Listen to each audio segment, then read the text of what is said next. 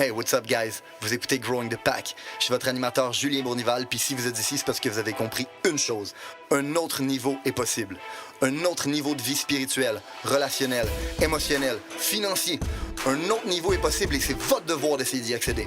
Maintenant, vous pouvez continuer à blâmer votre boss, la lune, les étoiles si vous voulez, mais il n'y a rien qui va changer tant que vous déciderez pas de changer. Let's fucking get it! Fait que dans le fond, bro, c'est pas compliqué. On va jaser de tout et de rien. Comme je t'ai dit la dernière fois, je veux savoir de good, de bad, the ugly, de où tu viens, c'est quoi ton parcours, qu'est-ce qui t'a amené à faire, qu'est-ce que tu fais. En gros, on va essayer de décortiquer un peu tes beliefs, faire des liens avec les beliefs que j'enseigne déjà dans le podcast. Ça va être facile, bro. De toute façon, quand on a des conversations, ça coule tout le temps. On a tout le temps des bonnes conversations, puis on est pas mal aligné sur bien des affaires. Fait que... Oh, ça va être cool. Good. Fait que, Hey, what's up, guys? Bienvenue à un nouvel épisode de Growing the Pack. Aujourd'hui, j'ai le plaisir d'accueillir un de mes bons amis. En fait, il était avec moi au Mexique quand on a décidé de calisser notre camp en Floride puis de revenir. Puis il est venu avec nous en Floride pendant un bout, puis il a décidé de repartir au Québec. Puis je m'ennuie énormément de lui. Je suis vraiment content de l'avoir aujourd'hui sur le show. Joël, pour ceux qui ne le connaissent pas, pour ceux qui l'avaient probablement déjà vu dans mes stories, mais Joël, c'est un excellent ami. C'est le copain à Roxy aussi qu'on a déjà eu. Marie, en fait. Ben oui, Marie à Roxy qu'on a déjà vu sur le podcast. Puis c'est une machine dans qu'est-ce qu'il fait. C'est, selon moi, l'autorité mondiale des coachs de performance pour les coachs. C'est le coach des coachs. Puis j'ai vraiment un plaisir de pouvoir t'accueillir avec moi, Joël. Ça fait tellement longtemps qu'on en parle. Je suis content qu'on le fasse aujourd'hui. Thanks, bro. Je suis content d'être présent avec toi. Aussi de te voir plus bronzé que moi au Québec présentement. Ah, mais là, il commence à faire beau au Québec. Tu prends un peu de tan ou... Ouais, mais il n'y a pas tant de choses à faire pour prendre du temps. Fait que, I guess, oui, si je sortais de chez moi, mais non, depuis que je suis revenu, je fais pas mal l'ermite en train de travailler. Je pense qu'il n'y a pas grand-chose à faire d'autre que de faire l'ermite à travailler, hein? Yes! Mais tu sais, on était en confinement quand on est revenu. Après ça, ben, à la fin de la journée, on a ramassé la maison. Fait des épiceries, des trucs comme ça. Fait que finalement, à la fin de la journée, on se retrouve à ce on est allé voir les gens qu'on aime, mais ça reste que oui, il n'y a pas tant de choses pour vrai à faire à l'extérieur aujourd'hui. Sûrement un petit peu plus cet été avec ce qu'ils ont annoncé, mais c'est quand même de la merde. Donc, Fait que là, c'est vraiment pas une question pour mes auditeurs, mais c'est vraiment une question pour moi. C'est quand est-ce que tu viens me revoir et que j'arrête de m'ennuyer de toi? Soon, je me disais printemps, non, automne. Automne, on revient cet automne dans le fond. Donc, je sais pas si ça va être septembre, je sais pas si ça va être octobre, mais dans ces eaux-là, dans le fond. Débile. Fait que, Joël, mon chum, j'aimerais ça peut-être que tu expliques un peu à tout le monde qu'est-ce que tu fais, parce que quand je dis que tu es le coach des coachs, ben ça a l'air vague, mais je sais que tu as une façon très spécifique et très précise de nous pitcher ça. Fait que vas-y donc, bon. Good. Ben, je trouve ça drôle quand tu dis coach des coachs parce que souvent, c'est ce que les gens vont dire pour rire des coachs des coachs. Mais ce que je fais, j'aide les coachs, mais également les consultants, les experts, dans le fond, les gens qui offrent un service sous forme d'accompagnement, de consultation. Je les aide à construire une business plus simple en générant plus de clients sans devenir des pros en marketing. Dans le fond, tout ce qu'ils ont besoin pour créer une offre que leurs gens veulent réellement avoir, mais aussi une offre qui leur permettre d'avoir une vie et de grandir l'entreprise. Donc, je suis beaucoup dans la croissance de business, majoritairement sur l'acquisition client, la structure d'offre, puis la structure overall de la business, dans le fond. Toi, tu es dans la business de la machine à saucisses. Oui, dans le fond, exactement. Mes clients, à la fin de la journée, c'est eux qui vont avoir un impact sur leurs clients également. Donc, que ce soit des coachs de sport, des coachs de développement personnel, des consultants B2B, des consultants whatever sur le truc matrimonial. Écoute, on a des gens qui dealent avec les chevals pour que les propriétaires de cheval apprennent plus leur cheval jusqu'à le plus rationnel possible, kind of B2B, d'usine, business. Donc, on a un gros spectrum. À la fin de la journée, ça revient toujours la même chose. Avoir une offre que les gens veulent avoir, générer des rendez-vous, puis démarrer comme client, dans le fond. Je faisais des blagues quand je disais machine à saucisses, mais ce que je voulais dire, c'est que moi, une chose que j'admire de toi, en fait, puis qui est vraiment quelque chose qui c'est pas, admettons, moi, dans mes habiletés innées, je suis chanceux d'avoir du monde autour de moi qui ont ça, mais tu as vraiment une facilité à systématiser et simplifier les choses et les rendre duplicables et prévisibles. Je pense que c'est ça que tu aides avec tes clients, surtout à faire.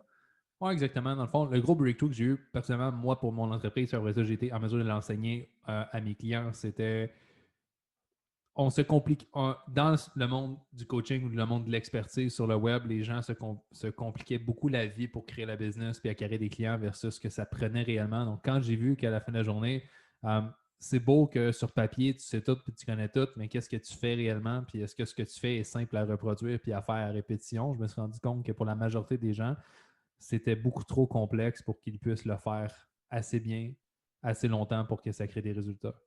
Donc, quand j'ai vu ça pour moi, ça a été simple. J'ai coupé la grande majorité de ce que je faisais, puis juste focusé sur quelques actions précises qui ont apporté tous les résultats. Puis une fois que moi, j'ai eu cette croissance-là, man, ça a devenu un breakthrough pour me dire OK, mais j'ai trouvé la clé qui fait en sorte que les experts ont de la difficulté, mais en fond, à croître leur entreprise. Il leur manque ça en ce moment. Il leur manque juste de simplifier. Ils pensent que je pense que c'est un comportement humain. On pense qu'on doit constamment se gonfler la tête avec la nouvelle information pour grandir.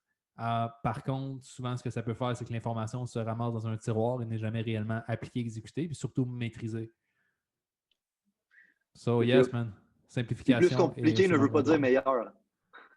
Ben, souvent, plus compliqué veut juste dire que tu le fais pas. Fait qu'à la fin de la journée, c'est cool sur papier, tu peux te vanter que tu as ça en place, mais si ça n'apporte pas de résultats et tu ne le fais pas, tu n'auras pas les bienfaits de l'autre côté. Tu le fais pas ou, dans le fond, c'est tellement compliqué que c'est vraiment dur à exécuter ton affaire. Fait qu'il n'y a pas grand monde qui est capable de le faire à part toi. Fait que c'est dur en tabarnak de scaler une business quand la seule personne qui est capable d'exécuter ton plan, c'est toi. Yes. Il y a une affaire, moi, qui m'avait vraiment marqué, c'était System Scale. Tu sais, dans le fond, c'est les systèmes qui vont scale ta business, puis tu veux que ta business soit system dependent et non people dependent. Fait que tu veux avoir des systèmes qui sont tellement simples qu'un chimpanzé est capable de les opérer sans se poser de questions. Parce que si, dans le fond, tu as un système qui est trop compliqué, puis que le monde, ça leur prend des années avant d'être capable de l'opérer, mais tu seras jamais capable de la scaler, ta business. Puis je pense que toi, tu as une habilité vraiment à simplifier les choses puis à les rendre à leur essence la plus, genre, c'est quoi que tu veux accomplir? Parfait, mais c'est quoi, dans le fond, qu'on doit attaquer? Puis, OK, comment qu'on doit faire ça pour aller chercher le plus gros résultat? J'admire 100%. Totalement, thanks. Je pense vraiment que c'est ça. Dans toutes les actions que les gens pensent faire, qu'ils doivent faire pour développer l'entreprise, finalement, il y en a juste sur une poignée de main qui ont réellement un impact et qui sont nécessaires pour grandir. Puis je mets le focus là-dessus, puis la concentration. C'est ce qu'on enseigne aux clients, au fond. Simplifier. C'est pour ça que tu es capable de construire une business puis d'avoir une vie aussi à côté. Là. Love it. Je suis curieux. Qu'est-ce qui t'a amené là? C'est quoi qui t'a donné le goût de... La cocaïne et les Lamborghini. Non, les jets privés et Miami. Les jets privés. Mais... Non, bro, pour vrai, ce qui m'a amené dans l'entrepreneuriat, je pense, tu le sais, mais pour les gars et les filles qui t'écoutent, ils ne savent pas, je viens du monde du MLM. Dans le fond, ce qui m'a attiré de ce monde-là, c'est juste une porte d'entrée dans l'entrepreneuriat que je n'avais pas. Je ne viens pas d'une famille qui est entrepreneur, donc je voyais ça comme l'opportunité de rentrer dans le monde de l'entrepreneuriat. Puis j'ai fait ça, mais ça m'a aidé beaucoup au niveau de ma vision, développement personnel, comprendre qu'il y avait plus de possible que 9 à 5, puis d'haïr sa vie, tu fais construire tes rêves, etc. Jusqu'à un point où j'ai remarqué que le véhicule MLM, marketing des réseaux, n'était pas pour moi. Je voulais autre chose. À ce moment-là, j'ai bifurqué vers la consultation. Il y a eu quoi qui s'est passé entre les deux. J'ai tout me retrouver une job, 40 heures semaine. Tu veux que j'en parle de ça ou c'est boring pour tes auditeurs? Oui. Moi, je veux absolument... ce que je veux, c'est the good, the bad, the ugly. Hein, OK, mais Fait qu'il n'y a personne qui a réussi. C'est ça que je veux qu'on parle justement parce que pour le vrai, Joël, tu es tellement humble comme personne que tu as tendance à même être trop humble. Mais tu es une des personnes que je connais qui a le plus de succès à un si jeune âge, man. C'est impressionnant. Puis, ben, la plupart du monde, quand ils vont regarder ça, ils vont. Puis là, ils ne le savent pas. Mais la plupart du monde, quand ils regardent ça, ils se disent ah, cette personne-là a été chanceuse, cette personne-là ci, cette personne-là ça. Mais comme non, personne n'a réussi en étant chanceux. On a tous réussi against the odds. C'est ce que je veux qu'on apprenne. Cool. Mais j'ai aucun problème de parler du ugly parce que j'en ai mangé de la merde souvent à plein étape dans l'entrepreneuriat. Dans l'MLM, j'ai bûché comme ça se peut pas pour des peanuts.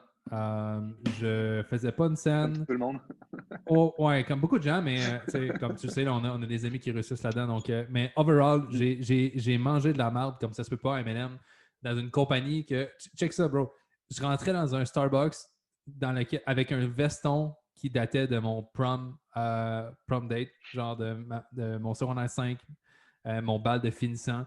Je rentrais dans un Starbucks, dans un endroit où je ne pouvais même pas payer le café pour être là. Donc, je devais gager mon temps que je restais là parce que je sais que les gens ne me laissaient pas rester si je ne consommais pas. Puis j'allais là attendre quelqu'un que je ne connaissais pas pour lui présenter une entreprise qui, 8 fois sur 10, avant même que tu tombes dans le pitch, puis tu fais juste dire le nom de la compagnie, les gens t'envoyaient chier.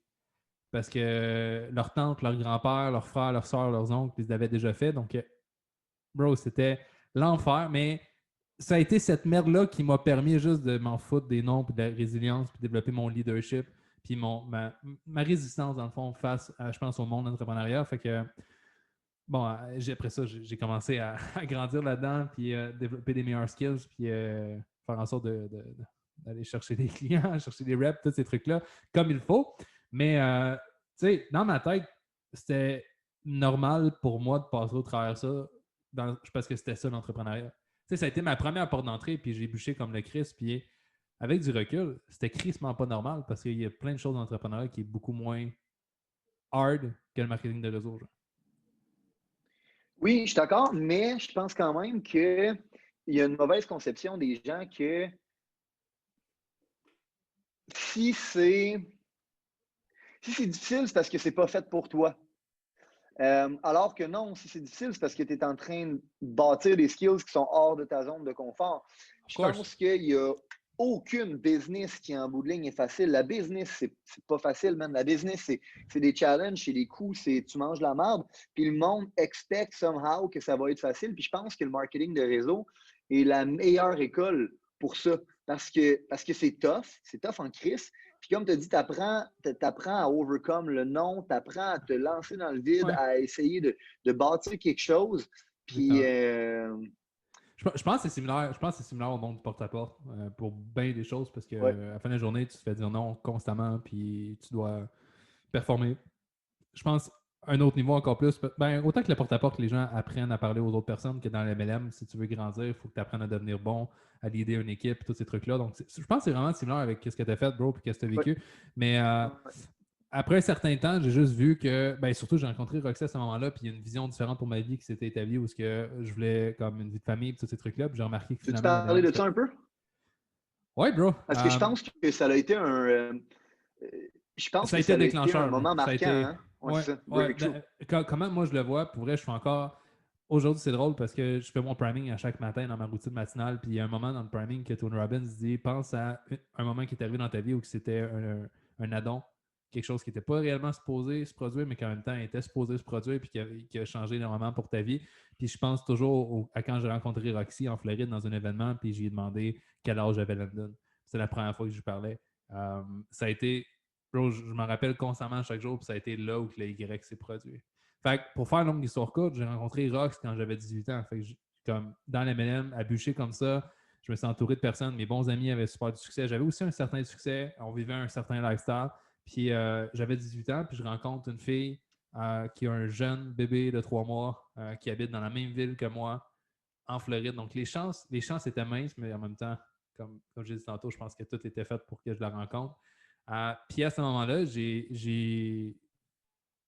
Bro, I don't know, j'ai été attiré as fuck par cette vie-là de responsabilité, d'avoir quelqu'un, d'avoir une famille. Puis ça a été plus fort que moi, tellement que mes chums, Thomas, que tu connais, whatever, me disaient t'es fou, bro, t'as 18 ans, un kid, qu'est-ce que tu fais, genre?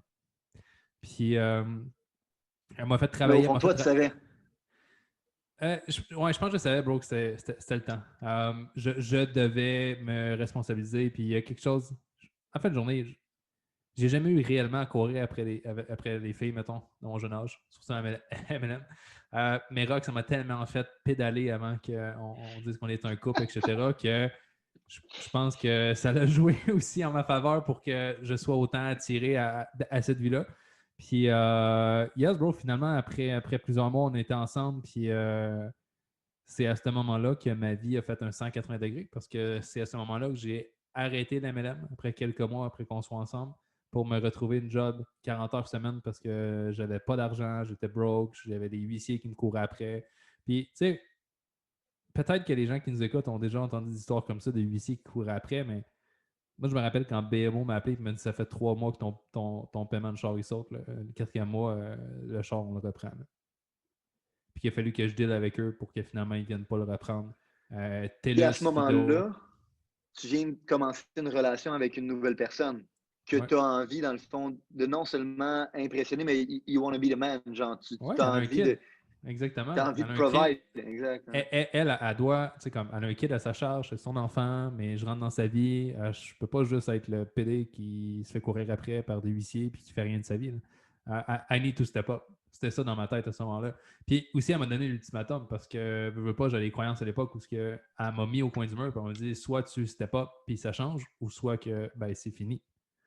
Puis, devenez la suite. Je l'ai marié. Donc, j'ai step up. J'étais allé me retrouver un job 20 heures semaine au départ parce que ça pressait à vendre des meubles chez Bombay. Pendant un mois, j'ai fait ça. J'ai haï ma vie par la suite. Je suis rentré chez un magasin qui offrait des outils de Walt. J'ai travaillé là pendant un an. Puis en même temps, la fin de semaine, je faisais de la dégustation dans des supermarchés pour offrir des yogourts puis des fromages aux gens qui passaient avec le petit tablier blanc. Vous les avez sûrement déjà vus chez Costco ou chez Metro, là, mais j'étais ce gars-là. Puis ça m'a pris un an de me remettre sur pied financièrement. Je t'ai jamais posé la question, excuse, il faut que je revienne un peu en arrière, puis après ça, on Ouais, va bro. continuer là-dessus Vas-y, parce que vas-y. c'était. Mais parce que je sais, toi, tu me l'as déjà compté que bon, tu étais dans le line-up, tu as regardé Roxy, mais dans le fond, tu le savais, tu le savais déjà qu'elle avait un enfant, tu le savais qu'il était déjà avec quelqu'un, genre, tu savais déjà toutes ces choses-là avant de l'approcher, genre? Euh... je parle pas sans la présence de mon Sans la avocat. présence de ton avocat. Yes. Oui, oui, dans le fond, un de mes chums m'a dit, OK, cette fille-là a un kid, mais comme, elle est sharp, tu devrais comme, y parler, dans le fond. Puis finalement, je pense que c'était le matin, je ne l'avais pas fait. Puis à un moment donné, l'après-midi, je l'avais vu. Puis je suis allé y parler Ça te pour me tracassait, présenter. là, genre. Ouais, mais j'avais pas. Pour vrai, c'était pas en mode genre. Ben, faudrait que je revienne dans ce moment-là pour penser si c'était en mode chasse ou non. Mais je pense que Te dans la connaissant, il y avait peut-être un petit peu de mode chasse là-dedans. je pense qu'il y avait de la chasse, mais aussi beaucoup de curiosité parce qu'elle m'intriguait dans le fond, Roxy. Elle OK. m'intriguait. That's it, that's all. C'est ça que je Fait voulais que, savoir.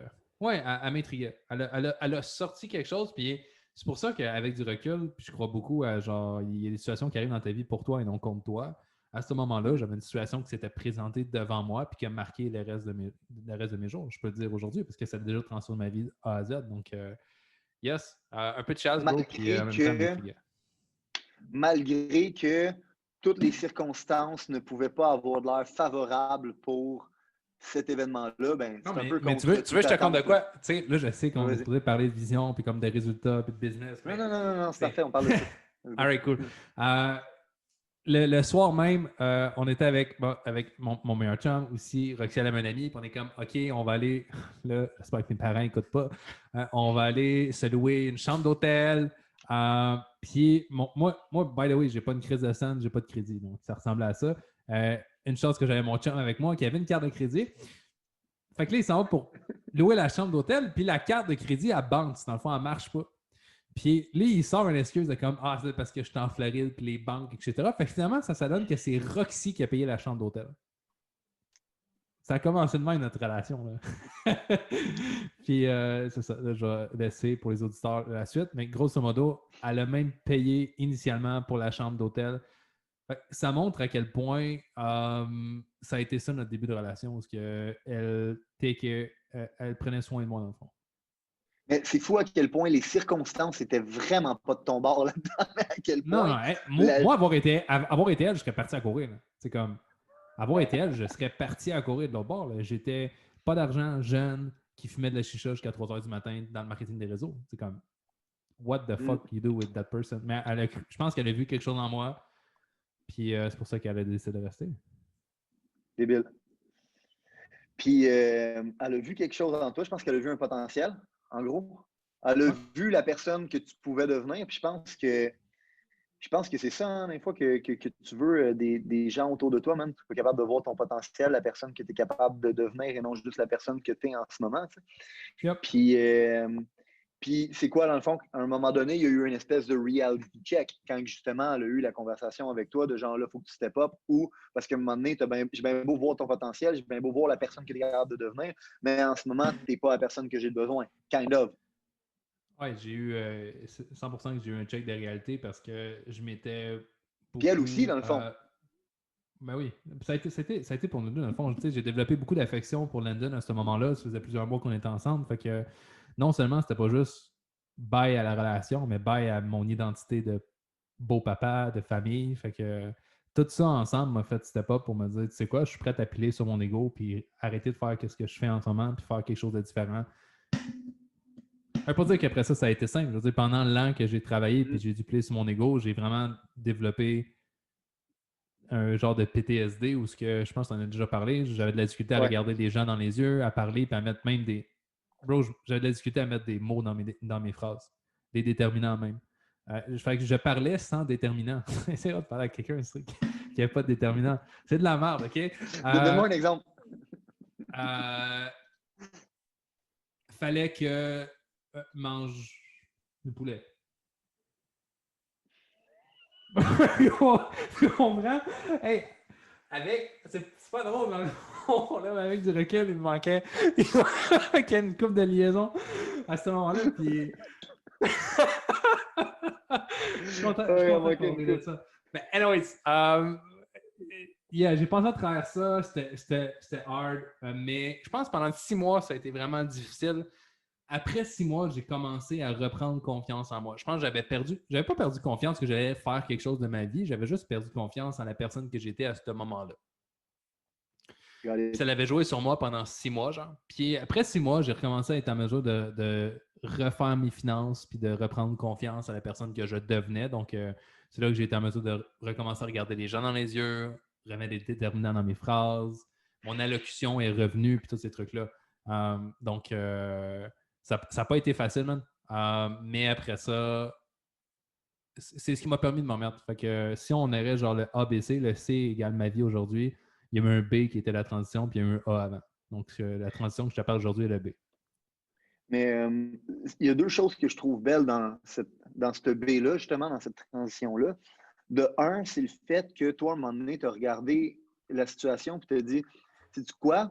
Je care plus pour ces humains-là, puis cette situation-là, cette réalité-là, que je care pour mon confort actuel. Of Je ne course. sais pas si tu me suis. Dans le sens que crisser ton ego de côté puis te dire ouais, qu'est-ce que je fais, c'est de la merde, puis ça marche pas, puis il va falloir que je recommence, il va falloir que je me redécouvre, puis genre tomber un peu de haut de ton rêve un peu j'ai tombé de ma artificiel. montagne là, à ce moment-là, ouais. C'est ça, tu sais. Ben, il y a bien du monde qui aurait care beaucoup plus pour leur confort à ne pas tomber en bas de cette montagne-là que pour ces humains-là. Fait que ça en parle beaucoup sur l'estime que tu as de cette femme-là, man, puis de cet enfant-là, puis de cette réalité-là. Je trouve ça vraiment merveilleux. Puis il y a aussi, de l'autre côté, Roxy aussi, qui à un certain moment donné, elle a dit j'ai tellement confiance en son potentiel que je vais laisser le temps, dans le fond. Tu comprends? Puis je sais qu'en ayant cette discussion-là avec lui, ben, ça va peut-être y causer une chute. Cette chute-là va y faire mal, mais tu sais, il y a combien de monde qui aurait juste décidé d'abandonner durant la chute de la personne? Tu me suis? Le fait de genre donner le temps à la personne de se développer, je trouve que c'est deux choses qui sont magnifiques dans votre relation mutuelle Mais qui vous a permis d'être chapeau pour Roxy, man. J'ai tombé sur la bonne personne au bon moment pour me développer. Donc, je suis très, très reconnaissant envers ma femme aujourd'hui pour tout ce qu'elle m'a permis d'atteindre et de passer au travers. Je me rappelle, on était sur le bord du lit, puis j'avais dit, comme, fais-moi confiance, ça va changer. Nice. Puis elle m'a fait confiance. Nice. Puis ça, c'est encore une preuve que contre toute attente, autant que votre début de relation, que votre rencontre, que ça que tu es en train de me raconter en ce moment, c'est It's all against the odds. Mais rien n'arrive pour rien. Fait que c'est non, exact. Shit show par-dessus shit show. Elle n'avait pas plus d'argent à ce moment-là pour prendre soin de moi, puis de Landon, etc. Financièrement, de son côté aussi, c'est de la crise de merde. Fait qu'on était deux pauvres, pas pauvres dans leur état d'esprit, mais pauvres en ressources qui strugglaient pour bâtir une famille et construire notre carrière, dans le fond. Débile. Fait que, bon, après ça, tu as commencé à travailler avec ton sarrau blanc? Yes. En fait, je faisais les deux, OK? Parce que là, c'est pas compliqué. Des fois, j'entends les gens dire comme je manque d'argent, puis je suis comme OK, mais pourquoi tu travailles pas plus? Ah, mais c'est parce que j'ai déjà un job de 40 heures. C'est comme moi, mais fais plus. C'est comme t'as l'énergie. Ça sera pas pour toute ta vie, mais comme pendant ce temps-là, fais fucking plus. Parce que ta seule manière de changer ta situation, c'est de faire plus d'heures ou de faire plus d'argent. Puis si t'as pas de skill en ce moment qui peut te permettre de faire plus d'argent en moins d'heures, mais fais plus d'heures, c'est tout. Puis dans ma tête, c'était ben, je travaille la semaine, mais je vais aussi travailler le week-end. Fait que je vais juste travailler plus. Puis, so what, si finalement, je n'enjoye pas la vie, j'ai pas de manière d'enjoyer la vie en ce moment. Ma situation, c'est de la crise de la merde. Fait que je vais aller travailler. Là. Puis, je me parquais avec ma Mercedes blanche qui était vraiment plus payée par la compagnie, que j'ai failli perdre à plusieurs reprises en mes paiements dans un parking du métro pour sortir avec mon sarrau blanc et aller faire déguster. Donc, j'ai fait ça, les deux combinés pendant 6 mois, jusqu'à temps où mais pendant ces 6 mois-là, non seulement je travaillais à ces endroits-là, mais le soir, quand je revenais, je travaillais sur mes projets à moi. Donc, j'ai passé du temps à apprendre un autre. Ouais, vas-y. Est-ce que ces 6 mois-là, c'est durant le temps que tu n'avais pas de déterminant? Oui. OK. Puis tu travaillais sur toi pendant ce temps-là. OK, good, excuse. Continue. Non, oui, 100%. Toute l'année au complet, j'ai travaillé sur moi pour grandir, mais j'ai pas flâné longtemps.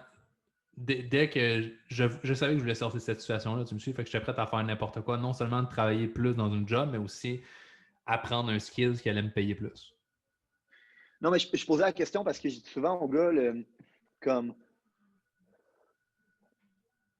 le spark, la motivation ou la confiance ne vient pas avant le travail. Genre, comme l'appétit vient en mangeant. Je ne sais pas si tu me suis, dans le sens que, qu'est-ce qui fait que tu as repris confiance en toi? C'est pas que c'est revenu par toi-même. Tu as eu un PTSD, comme tu disais, puis après ça, pendant 6 mois, tu n'avais pas de déterminant, mais qu'est-ce que tu as fait? Tu as travaillé sur toi, tu as commencé à générer des sous, tu as été travailler 2 jobs, toutes des choses, dans le fond, qui t'ont permis, même, de comme rebâtir tranquillement ta confiance. Fait que la confiance, la motivation, c'est pas de quoi que tu as avant de faire le travail. Ça se fait en faisant le travail, puis c'est là que tu gagnes l'appétit en mangeant.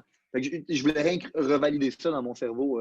100%, bro. C'est exactement ça. Je pense pas que ça peut. La vie va juste t'envoyer la motivation puis la confiance en toi. Comme tu dois la bâtir avec des actions puis avec le feedback que tu as. Fait que je travaillais puis j'apprenais les skills le soir. Puis j'ai commencé à échanger mes skills contre de l'argent. Donc, dans ce moment-là, c'était dans le e-commerce, dans la boutique en ligne, dans la vente en ligne. Donc, je faisais de la consultation un peu à gauche, à droite. Puis, c'est comme ça que j'ai rentré dans le monde de la consultation, dans le fond. Donc, got it. Fait que dans le fond, tu faisais de la consultation pour des business puis tu leur montrais comment faire des funnels de vente and shit, genre. Oui, exactement. Au départ, c'était les boutiques en ligne. Après ça, je me suis un peu généralisé pour les tunnels de vente, la publicité Facebook. Fait que je suis un peu devenu un concierge à ce moment-là où un concierge qui était quand même mieux payé que travailler dans des dégustations, etc. Mais à la fin de la journée, je faisais un peu n'importe quoi pour qui était prêt à me payer parce que j'étais polyvalent dans le fond. Donc, je savais comment apporter des résultats sur le web. Je savais ce qui était important pour ces trucs-là. Donc, j'ai pu quitter ma job, temps plein avec ça. Là, je saute parce que l'histoire, je peux en parler pendant 10 heures, là, mais avant, en fait, de partir moi-même à mon compte, j'ai travaillé pour Roxy parce qu'elle avait parti sa business avant moi, puis sa business roulait avant la mienne, donc elle a pu m'engager comme genre assistant. Donc, j'ai fait ça pendant un bout de temps avec elle, pendant quelques mois, jusqu'à temps qu'elle me foute dehors. Parce que mes projets, ma business, dans le fond, que je développais, commençait à prendre plus de temps dans mon horaire, puis surtout apporter plus de résultats. Donc, c'était un bon « je te fous dehors ». Parce qu'elle voyait que ça fonctionnait. Elle voulait me pousser pour que c'est le temps que tu reprends le contrôle. C'est le temps que tu reprennes le contrôle de ta vie. C'est le temps que tu recommences à provide genre pour toi-même. C'est le temps que tu te fasses confiance. C'est comme tu as travaillé tout ce temps-là, comme là, je te crois, je te crise dehors. Je comprends. Tu as rebâti ta confiance maintenant, genre, vas-y. Ouais, un peu comme un oiseau, man, que tu nourris. C'est comme, chill. je sais que tu travailles pour avancer, mais tu n'es pas encore. Mais à un moment donné, je vais te crisser en bas du nid, puis vole. Parce que même si toi, tu ne penses pas que tu es prête, moi, je le sais que tu es prête. Oui, exactement. Parce que tu veux pas, j'avais l'échec entre parenthèses, la leçon / l'échec que j'avais vécu dans le passé qui me bloquait aussi à ce moment-là. Il y a toujours des craintes et des peurs que je pense que tu peux développer et qui sont normales dans l'équation. Fait que après ça, je suis allé à mon compte temps plein. Pendant 1 an, j'ai fait de la consultation / des coachings pour le monde du web. Jusqu'à un certain moment où j'ai réalisé que la business que j'avais entre les mains, j'étais pas inspiré par ce que j'avais créé. Aussi simple que ça. Je me levais pas le matin avec super de la motivation. Je regardais mon agenda et ça me faisait plus chier que d'autres choses. Donc, même si j'étais en mesure de subvenir moi-même à mes besoins et me créer mon propre salaire, qui était un bon salaire, je faisais autour de 10 000 par mois à ce moment-là, j'aimais pas ce que j'avais créé. Donc, on est allé au Costa Rica, ça tombait bien parce que Roxy, il fallait qu'elle retravaille sa vision, elle aussi, moi aussi. Donc, on est allé au Costa Rica pendant 3 semaines. Puis, c'est là que le déclic s'est produit, puis j'ai créé la business que j'ai aujourd'hui, où j'ai fait un 180 degrés. J'ai remis la business que j'avais à terre. Fait que, tu sais, dis-toi que j'ai quand même pris quelque chose qui m'apportait 10 000 par mois, puis j'ai fait fuck that du jour au lendemain. Couper ça. J'ai remboursé des clients, j'ai coupé des contrats, j'étais tellement écœuré que je me suis dit, OK, it's gonna be a clean slate. Yeah, exactement. Puis après ça, j'ai créé la business que j'ai aujourd'hui, man. Il y a une chose que tu as dit tantôt, man, que je veux revenir là-dessus. Tu as dit, tantôt, j'ai commencé à échanger mes skills contre de l'argent. Puis tout le monde, mettons, qui écoute le podcast puis qui se demande comment faire pour être capable de générer plus d'argent. Peut-être que vous aussi, vous avez des dettes. Peut-être que vous aussi, vous êtes dans la merde. Comme Joël a dit tantôt, vous pouvez tout le temps travailler plus, vous pouvez tout le temps trouver d'autres jobs. Mais vous pouvez aussi échanger vos skills contre de l'argent. Tu sais, dans le fond, oui, tu peux échanger ton temps contre de l'argent, mais il y a de quoi encore plus profitable que ça, c'est d'échanger tes skills contre des commissions, contre de l'argent. Puis ça, tu peux quasiment créer des revenus illimités avec ça, puis éventuellement partir ta business avec ces skills-là. Ouais, 100%. À la fin de la journée, je pense que la meilleure chose à faire, c'est de développer ton skills pour te faire payer à tes skills et non parce que tu as 24 heures dans ta journée à toi comme être humain sur la planète Terre. Mais c'est la raison aujourd'hui pourquoi j'ai été en mesure de partir de ma job et de travailler pour moi. Je m'avais développé des skills. Fait que je pense que c'est la meilleure chose que tout le monde peut faire parce qu'il y a plein de skills qui ont de la valeur pour le marché aujourd'hui. 100%. OK. Fait que là, après ça, bon, tu as parti ta business. Puis aujourd'hui, fast forward. On est 13 dans mon équipe. Multi-millions de chiffres d'affaires par année. That's it, bro. Des centaines de clients qu'on a réussi à apporter. Des centaines de 10 000 par mois. 50 000 par mois, 100 000 par mois. Qu'est-ce que tu veux? Je vais le faire pour toi, moi, Joël. Vas-y, bro. Vas-y. Non, mais moi, une chose que je trouve vraiment tripante de ce que tu fais, c'est que non seulement tu amènes des résultats à tes clients, non seulement tu changes le monde à travers tes clients, mais en plus de ça, tu as créé une crise de belle culture d'entreprise, tu as changé la vie du monde qui travaille avec toi, man. Ouais. Puis, ce monde-là, man, je pense que ils sont, en tout cas, moi, je regarde ces réseaux sociaux, comment ils agissent envers toi, comment ils agissent dans le groupe. Je pense que ce monde-là sont éternellement reconnaissants envers toi. Puis, au-delà des multiples millions que vous faites en chiffre d'affaires, qui est formidable aussi rapidement que ça, man, dans votre business, puis la profitabilité de ta business aussi, ben, moi, ce que je trouve qui est le plus marquant, c'est la loyauté que tu as créée à travers ce monde-là. Puis la loyauté, je pense que tu vas continuer à créer avec ce monde-là. Parce que si je ne me trompe pas, aujourd'hui, ces gens-là se retrouvent à avoir un peu leur business à l'intérieur de ta business. Oui, exactement. Tu sais, j'ai tout le temps eu dans ma tête l'aspect où je ne voulais pas juste créer de business pour que moi, j'en profite. Je voulais créer des relations.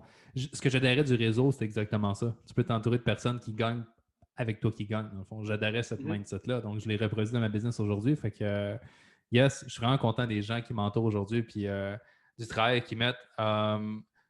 Au départ, je pense que je l'ai fait pour ma survie, mais aujourd'hui, je l'ai fait pour être en mesure d'offrir cette opportunité-là à mon équipe, mes clients, puis continuer de grandir là-dessus. Là.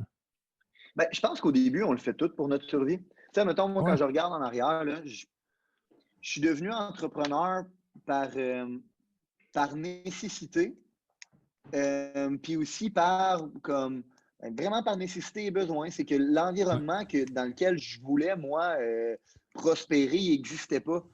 Puis à un moment donné, je me suis dit, ben, tu sais quoi, tabarnak, si pour pas exister, ben, moi, je vais le créer, tu sais.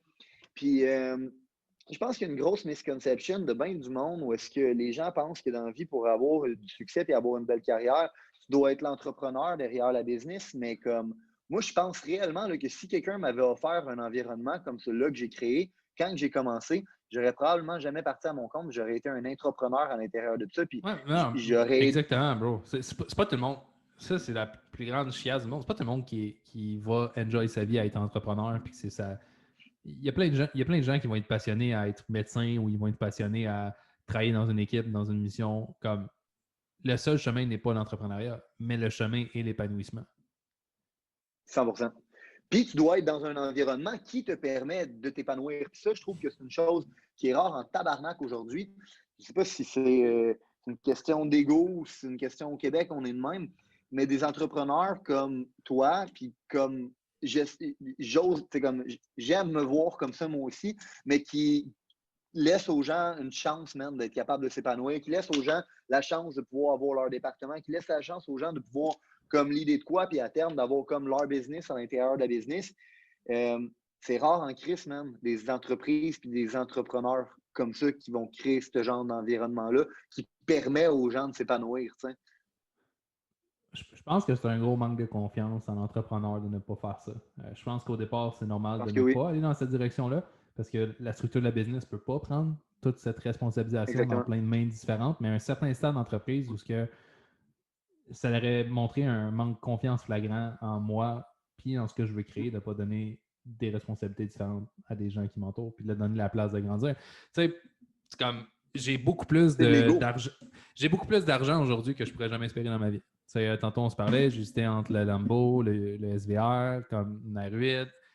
Sérieusement, le petit gars en moi, en ce moment, il est très, très chill. Fait aujourd'hui, ma mission n'est pas juste de comme comment je peux remplir plus mon compte de banque, etc. Of course que je veux que ça grandisse, puis je veux développer ma richesse, mais je veux pas faire ça en haïssant ma vie. Genre. J'ai pas envie de faire ça pour que juste le compte augmente, puis finalement, je ne sois pas épanoui ailleurs. Donc, aujourd'hui, je lead beaucoup ma business en fonction de. Puis je travaille constamment pour me ramener dans cette équation-là, où je veux qu'elle me provide for me, but for other people too. C'est important pour moi. Ben, je pense que tu as mis le doigt dessus, là. C'est un gros manque de confiance quand le monde ne sont pas capable de faire ça. C'est vraiment c'est un ego, c'est de l'ego mal placé. Puis je pense que, tu l'as dit, moi, les meilleurs business, les plus grandes, ceux qui continuent continuellement à croître, c'est des business qui se posent la question « How can I serve? » Oui, 100%. C'est pas comment je peux faire plus de profit. Exactement. Exact. Comment je peux faire 5% de profit plus. Non, si tu penses comme ça, tu as un thinking de merde qui va crasher ta business. Comment tu peux servir les autres tout en te servant toi-même? Parce que si tu oublies de manger, mais tu ne feras pas manger les autres. C'est impossible pour toi si tu as encore faim de nourrir quelqu'un d'autre avec une longévité. Puis comme tu as dit tantôt, au début, il y a un stade de la business où est-ce que tu ne peux pas te le permettre. Puis c'est ça que le monde doit comprendre aussi. Je pense que c'est Jim Rohn qui disait ça. If you want to help someone, you have to be on higher ground. Genre, c'est le enlightened self-interest. I take care of me for you, you take care of you for me. Puis à un moment donné, si je suis capable de prendre soin de moi, je me mets dans une position où est-ce que là, je vais être capable de prendre soin des autres. Et moi, je vois tout le temps ça comme une métaphore. Si je suis en haut d'une falaise, si les deux, on est à se pogner de même après une falaise, je ne peux pas te prendre et te lever en haut. Mais si moi, je suis capable de m'aider et de me lever, mais là, je vais être capable de... Peut-être que tu vas être capable de l'aider à monter, mais toi, tu vas tomber et tu vas crever. Donc, tu ne pourras pas aider personne d'autre à monter parce que ça va être un one-time deal puis tu vas t'avoir tué à la tâche. C'est un peu comme quand tu rentres dans l'avion, on ne dit pas mets le masque à l'autre personne puis crève tout seul. C'est mets ton masque en premier, puis après ça, tu mettras ton masque à d'autres personnes. Puis j'adore cette mentalité-là, bro. Parce que je crois que tu dois avoir avant de donner. Je crois réellement que tu ne peux pas donner longtemps si tu n'obtiens pas toi. Ah, puis de toute façon, tu ne peux pas donner ce que tu n'as pas. Exactement. Fait que aujourd'hui, le vouloir redonner, c'est parce que mes besoins primaires sont comblés. J'ai envie de redonner, puis je ne suis pas autant attaqué sur comme je veux que personne d'autre en profite que moi. J'ai envie de redonner puis de faire manger comme, je ne vais pas dire comme Jésus, mais les apôtres. Là. Comme manger, il y a de la bouffe sur la table. Puis le fait que toi, tu manges, mais tu vas être capable de faire manger d'autres personnes à ton tour. Puis ça m'excite. Cette duplication-là de ce qui est parti de moi. Dans le fond, je pense qu'aujourd'hui, une grosse vision que j'ai pour ma vie, c'est d'être un initiateur et de créer des choses qui vont avoir un impact encore plus grande que moi. Puis on l'entend souvent des gens à succès, puis au départ, je ne comprenais pas, mais aujourd'hui, je suis dans une position où je me dis, ce qui m'excite today, c'est vraiment ça, c'est d'être le gars qui a... Tu sais, c'est quoi, bro? Je vais te faire une confidence pour tous les gens qui écoutent aujourd'hui. Depuis que je suis jeune, mon plus grand driver, c'est de prendre mon arbre de famille puis d'être le gars que mes ancêtres, ma descendance va regarder puis va dire, tu sais quoi, à un moment donné, il y a quelque chose de fucké qui s'est passé dans cette leg-là, dans cette patte-là, parce que il y a un gars qui s'appelle Joël Blodeau, puis tu regardes tout qu'est-ce qui a découlé de ce gars-là, puis la situation hiérarchique, la famille, les ressources disponibles pour cette génération-là a complètement changé. Puis je voulais être cette personne-là. Puis aujourd'hui, je le suis. Dans toute ma famille, je suis la personne qui a le plus de succès. Fait qu'il a fallu que je me trouve d'autres objectifs, right? D'autres visions, parce que sinon, done deal. J'ai en bas de 30 ans, j'ai fait, ma mission de vie est accomplie. Non, je me suis dit, tu sais quoi, mais je veux maintenant permettre à les autres de faire ça pour leur dynastie, leur famille. Je te file Comment tellement. je me sers, c'est avec mon véhicule actuel. Je te file tellement parce que moi, personnellement, c'est la même chose. J'ai tout le temps voulu changer mon arbre généalogique. Puis aujourd'hui, je me dis, ben, ma business, ce qui me fait le plus triper, là, on va se le dire, je suis dans l'industrie du chauffage. Là. Il n'y a rien de sexy et de le fun dans le chauffage. Comme, tu sais, quand tu regardes la consultation, il n'y a rien de sexy dans la consultation. C'est quoi qui est sexy, moi, je trouve, dans ma business? C'est quoi qui est sexy dans mon véhicule? C'est que j'ai un véhicule qui me permet même de créer de la prospérité pour les gens autour de moi, même des gens qui ont eu confiance en ma vision. Puis en même temps, ben, le produit que je vends, ben, il sert des gens, puis je suis capable d'aider des clients aussi à travers ça. Tu sais. Puis souvent, le monde qui écoute le genre de talk qu'on est en train d'avoir, il va avoir deux types de personnes. Le monde qui comprennent et qui disent I fucking get it, puis c'est parce que vous êtes en même endroit que nous, ou vous n'êtes pas loin de cet endroit-là, ou vous avez déjà ce thinking-là, ce qui va vous permettre de vous rendre là encore plus rapidement. Il y a du monde, je le sais parce que je l'ai déjà été, qui écoute ce genre de choses-là, puis qui disent You're full of shit. Ta gueule, c'est pas vrai, c'est juste un beau pitch. Puis si tu penses ça réellement, c'est parce que t'es loin. T'es vraiment loin derrière, puis tu ne combles même pas tes propres besoins personnels si tu n'as pas encore la vision d'être capable de comprendre ça. Je te souhaite d'y arriver, par contre, parce que j'ai déjà été cette personne-là qui pensait que les gens qui voulaient servir les autres étaient des enfoirés de merde, puis c'était pas vrai. Mais no shit, mais il y en a. Les gens... Il y en a. Ouais, bon, ben, il y en a tous les genres. Après ça, c'est quel genre de personne à succès tu veux être. Puis, c'est pas pour rien que tu regardes beaucoup de gens à succès aujourd'hui, les gens qui sont les plus impactants sur la planète, avec les plus wealthy sur la planète. Ces gens-là, ils deviennent tous philanthropes. Pourquoi, bro? Rendu là. Ben, qu'est-ce que je peux faire de plus, man? C'est rendu là comme comment je peux servir les autres. Parce que si je fais juste regarder ce que j'ai moi personnellement pour mes besoins, c'est comme. Je l'ai jamais accompli. Je dois trouver des banques qui veulent prendre mon argent tellement que j'ai d'argent. Tu comprends? C'est rendu à ce point-là, comme tu en parlais avec un de tes mentors. C'est comme rendu à ce point-là, bro. Tes besoins personnels sont comblés. Tu veux la reconnaissance, tu veux savoir que tu sers à quelque chose. Tu n'es pas ici juste pour comme tu t'es mis un compteur à zéro, puis finalement, pour les restants de tes jours, tu ne sers pas à rien. Tu veux sentir que tu as un impact continuellement. Je pense que l'humain, au fond de lui, veut sentir jusqu'à temps qu'il meurt qu'il sert à quelque chose. C'est tellement un bon point, ça. C'est drôle parce que je donnais un leadership call un matin à mon équipe, puis le sujet du call, c'était tu es en vie, donc tu as un impact. Puis à cause de ça, tu devrais être en contrôle de cet impact-là, puis l'amener vers quelque chose de positif. Moi, je dis tout le temps, gros, ça se peut très bien que tu ailles au dépanneur tantôt, tu fasses un sourire à la caissière. Cette caissière-là, tu le sais pas, même, mais elle était sur le bord de se suicider, puis peut-être que dans 10 ans, c'est elle qui va inventer le remède pour le cancer. Puis vu que tu as fait un sourire, cette personne-là, finalement, elle ne va pas se suicider. Fait que tu as genre, les petites actions ont un plus gros impact qu'on le pense, puis on doit être en contrôle de cet impact-là. La raison pour laquelle je leur disais, vous devriez instaurer ce belief-là dans votre tête, c'était exactement ce que tu as dit. Je pense que tout le monde dans la vie veut leave a legacy. Il n'y a personne qui s'est levé un matin et qui a dit, moi, sais-tu quoi, je veux laisser la Terre dans un état plus dévasté que celle-là dans lequel je suis né. Mais non, il n'y a pas personne qui dit, moi, quand je vais crisser mon camp de la Terre, je veux l'avoir détruit plus que qui a été détruit quand je l'ai eu. Non. On veut tous laisser le monde dans un meilleur état. Pense aux dinosaures, man. Pense aux dinosaures. Je vais aller loin avec ça, mais pense aux fucking dinosaures. Il y a eu des dinosaures longtemps sur la planète Terre parce que le but d'un dinosaure, c'est de créer une legacy. Créer une progéniture qui, par la suite, va pouvoir foutre le bordel dans la Terre positivement parce que ce moment-là, ils ne savaient pas qu'est-ce qu'il faisait vraiment. Tu me suis? La seule différence avec nous, c'est que maintenant, OK, dépend des beliefs, etc. Je pense qu'on a aujourd'hui une conscience, on a une âme, tout ça. Mais à la fin de la journée, on est quand même une créature qui est ici pour créer quelque chose qui va être encore là après que nous, on soit là. Fait en sachant Non, ça, exactement, en sachant ça, comme ça servait à quoi que tu vives sur la planète Terre? Mm-hmm. Ça servait à rien. T'es juste comme, dans le fond, un pissenlit qui est arrivé, puis même un pissenlit qui sert à quelque chose, dans le fond. Tu me sais? Même les bourgeons servent à quelque chose. Exact. Fait que si toi, tu sers moins qu'un pissenlit, come on, dude. Fais quelque chose. Quelle façon misérable de vivre. Puis. Mais pas misérable de notre point de vue, bro. Juste misérable de l'épanouissement. Exact. Ben oui. Tu te couches quand tu as 80 et tu es sur le bord de mourir ou whatever. Qu'est-ce que tu veux dire à ce moment-là?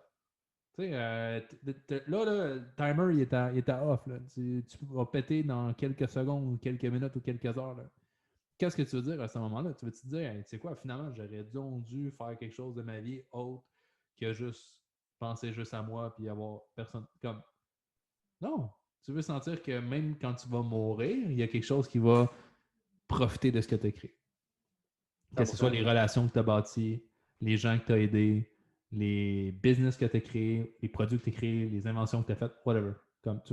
C'est ça. Je pense que c'est le but de l'humanité. Bon. Je suis entièrement d'accord avec toi. Puis c'est la seule façon d'être accompli, la seule façon d'être heureux, c'est le sentiment d'accomplissement. C'est de savoir qu'aujourd'hui, tu as fait tout ce que tu pouvais pour devenir la meilleure version de toi que tu pouvais devenir. T'sais. Ed Mylett, il y a tellement de belles histoires avec ça qui dit qu'à la fin de sa vie, il va être amené à rencontrer la personne qui était destinée à devenir. Puis quand il va la rencontrer, il n'a pas envie de rencontrer un inconnu qui va lui dire « Tu aurais pu être tout ça, puis t'es ça. » À chaque fois, j'y pense. Ça en fait des frissons, bro, quand tu viens de dire ça. Ça fait ça. Genre, non, gros, tu as envie de rencontrer genre, un jumeau, tu as envie de rencontrer la personne qui a eu les mêmes struggles que toi, les mêmes victoires que toi, même les mêmes réussites, puis de dire « Fuck yeah, we fucking made it. » C'est ça que tu as envie de rencontrer à la fin de ta vie. Mais le monde, souvent, ils ne se rendent pas compte que tout ça, c'est une question des micro-habitudes que tu vas avoir de, genre, laisser tous les endroits où est-ce que tu vas dans un meilleur état que tu les as trouvés. Ta chambre, ton char, le resto où est-ce que tu as été, ta salle de meeting, ces petites actions-là, de laisser ces endroits-là dans un meilleur état que tu les as trouvés, non seulement ça a un ripple effect d'impact incroyable, mais en plus de ça, ça va changer la façon dont tu te tiens, la façon dont tu respires. Quelqu'un qui dégage ça se sent, tu sais. Puis ça, si tu commences à être cette personne-là, ben, ouvert, je pense que comme tu as dit, tout se passe dans le day-to-day, mais si on pousse encore plus loin, tout se passe dans ton ouverture à changer ce que tu penses aujourd'hui. Parce que si aujourd'hui, tu penses que tu es la meilleure version de toi-même, aujourd'hui, pour toujours, tu es comme la version 150 de Joël Blodeau, puis tu ne pourras pas changer, ni être meilleur, ni grandir, mais commence avec ça. Tu dois changer cette croyance-là. Tu dois être ouvert à apprendre d'autres choses, à voir différemment, puis à grandir. Parce que si tu crois aujourd'hui que tu es rendu à l'apogée de l'humanité dans ton cerveau, puis ben tu n'arriveras pas à créer cet impact-là comme tu veux. Parce que tu vas être tellement pris dans des illusions que finalement, tu es déjà comme sur la coche, que tu ne seras pas prêt à entendre qu'est-ce que tu as besoin d'entendre pour grandir, puis que tu puisses avoir réellement un impact sur ton chemin. Puis c'est ce que ça veut dire, c'est qu'il faut que tu sois prêt à laisser mourir la version actuelle de toi pour être capable de faire naître la prochaine meilleure version de toi. Puis ton histoire même que tu as parlé tantôt, c'était exactement de ça quand on parlait de ta chute, quand on parlait que tu es tombé de ta montagne. C'est qu'à un moment donné, tu as décidé, c'est quoi, la version de moi actuelle, c'est pas elle avec laquelle je veux mourir. Fait que cette version-là va devoir mourir pour être capable de faire naître la prochaine version. Puis ça t'a pris 6 mois d'être dans un PTSD, à ne pas être capable d'avoir de déterminants, à travailler sur toi-même pour être capable de recommencer à modeler une nouvelle version, tu comprends? Mais les gens qui ont été capables de faire ce sacrifice-là une fois vont être capables de le refaire une deuxième fois. Parce que quand tu es reparti sur un clean state au Costa Rica, c'est la même chose. Tu étais prêt à scratcher l'ancienne version à la lueur de la nouvelle version, tu sais. Mais ça s'est fait beaucoup plus vite puis avec beaucoup plus avec beaucoup moins de résilience. Parce que tu avais déjà payé le prix une fois, puis tu le savais même c'est quoi que ça donnait comme résultat. Fait que tu étais prête à leur payer, tu sais. 100%. J'avais su qu'est-ce que ça avait fait de positif, fait que j'avais comme ancré dans mon cerveau que même si c'est effrayant, ce qui va se passer après va toujours être bénéfique. Puis je pense que ça m'a aidé dans ma croissance, no matter what, c'est que une chose que je suis vraiment fier, c'est que j'ai jamais perdu la confiance que j'allais créer quelque chose de gros. Mm. Peu importe dans Important, quelle ça. merde j'ai passé. J'ai jamais perdu cette confiance-là. Fait que oui, peut-être que j'oubliais des déterminants puis de regarder les gens dans les yeux, mais j'avais quand Mais même c'est la tellement drôle, confiance. 100%. C'est correct, bro. T'as le droit de rire. Mais j'avais toujours la confiance que j'allais créer quelque chose parce que très, très jeune, j'étais fasciné par les gens qui réussissaient. Puis quand je regardais les gens qui réussissaient et qui expliquaient leur histoire, très, très peu d'entre eux étaient. Il est né une licorne, il a fini sa vie comme une licorne, puis entre les deux, tout s'est passé comme c'était supposé, puis il n'y a pas eu de bad shit. Non! Chaque histoire que je voyais, c'était comme OK, il a vécu de la merde pendant 10 ans, genre, après ça, boum! Ou genre, il a atteint un palier, puis après ça, il a vécu de la merde, puis il s'en est sorti, puis il y a ça qui est arrivé, puis sa femme est morte, puis sa famille, puis c'est comme, ouais, tu sais, il y a du stock qui se passe, puis je pense que je me suis brainwash très, très jeune à me dire, mais tu sais quoi? Toute la merde qui va m'arriver d'ici les prochaines années sont normales. Je dois juste passer au travail, ça fait partie du livre que j'écris. Puis ce thinking-là, man, m'a tellement aidé parce que quand c'était plus difficile, quand la merde était plus présente devant moi, mais je me disais, je vivais pas juste le oh non, pourquoi je vis de la merde? C'est comme, j'étais excité d'un sens parce que je me disais, mais tu sais quoi, je sais que c'est juste pour un temps. Je sais que c'est pas pour toujours. Pas juste, je sais que c'est pas pour toujours parce que je me sens en indien puis je vais prier que ça parte. Mais je sais que c'est pas pour toujours parce que j'ai la motivation nécessaire pour tester des trucs ou changer des trucs pour que cette situation-là change. De toute façon, bro, this is how greatness is made. Genre, que tu regardes n'importe quel film, à quel point il serait plate de regarder un film où est-ce que le héros est la même personne au début qui est à la fin, puis qui n'a pas eu aucun challenge, il est resté. Exactement. C'est pas excitant, c'est pas le fun. Mais moi, j'ai tout le temps eu la croyance que le greatness du héros du film va être déterminé par à quel point le méchant il est bad. Tu me suis? Le héros va jamais... contraste, ouais. Oui, parce que c'est ça qui le pousse à se dépasser puis à devenir une meilleure version puis à devenir encore plus great qu'il l'est réellement. C'est pour ça que j'ai jamais aimé les films de Superman. Superman, il nique tout le monde sans aucun problème. Il était la même personne au début qui était à la fin. Fait qu'il n'y a pas d'histoire de genre je dois surmonter mon ancienne version pour devenir une nouvelle version et toi, mon ennemi, ou toi, la situation que devant moi, me pousse à me confronter moi-même parce que réellement, en bout de ligne, là, il ne se confronte pas contre son ennemi. Il se confronte contre soi-même, contre son ancienne version, contre ses propres limitations, contre ses propres choses, ses propres démons. Puis c'est l'ennemi qui vient, dans le fond, être un catalyste, non, pour genre qui se fasse face à lui-même. Batman, c'est que ça, les films de Batman. C'est que ça. Ouais. Le gars se rend compte de ses propres limitations, il est face à lui-même, puis il se rend compte qu'il doit surmonter ses limitations pour être capable de battre l'ennemi, sauver la ville, puis avoir la Ouais. chicks. C'est toujours. Voilà, check. C'est toujours toi envers toi, toujours. C'est juste qu'il y a des choses qui vont se produire à l'extérieur de toi qui vont te faire réaliser des choses que tu dois travailler sur toi. Mais à la fin de la journée, of course, c'est tout un reflet de toi-même, peu importe ce que tu vis à l'extérieur. C'est fait pour te faire travailler à l'interne, puis voir, OK, mais qu'est-ce que j'ai besoin de changer, de quelle façon je dois penser différemment pour atteindre mes buts. Puis ce contraste-là, cette confrontation-là, en parenthèse, entre la personne que tu dois devenir et la personne que tu es aujourd'hui, mais c'est ce qui te permet de constamment de passer des niveaux dans ta vie. Puis de ne pas rester à la même place, la même personne que tu es né au début. Entièrement d'accord. Je ne pourrais pas être plus d'accord avec ça. Fait que, Joël, je ne voudrais pas prendre trop de ton temps, malgré que je me fais du fun et que je m'en YouTube et j'ai envie de continuer à placoter pendant des heures.